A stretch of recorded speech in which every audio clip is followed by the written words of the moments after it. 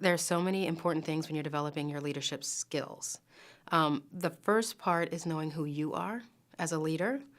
And there are any number of tools out there and books out there. I wouldn't downplay those to figure out who you are. You really have to know yourself.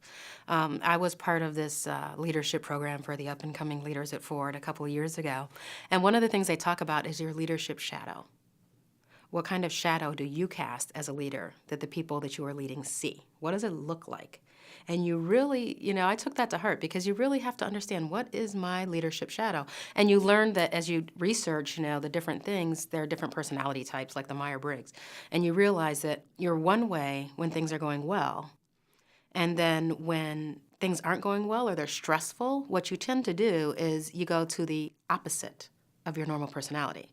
So if you're very, very outgoing, chances are when you're in a stressful situation, you put everything in your head and that you tend to bring everything internally, and you realize that leadership change in terms of stressful situations impacts how the people who work with you, how it impacts how they can work.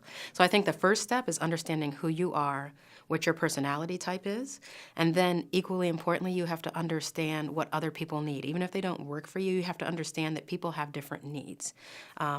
Some people like to be rewarded with a big old check and here's your money and show me the money, and some people just want a hug and a thank you. So when you're looking at being a leader, you have to look at who you are and how your personality is in terms of how you react to things and how you cast a shadow. But then you have to remember to keep in consideration other people and what they need as a leader, because you really do set the tone. And you have to always, always remember that even though you see yourself as just a person, you are leading people, and they're looking to you for that leadership.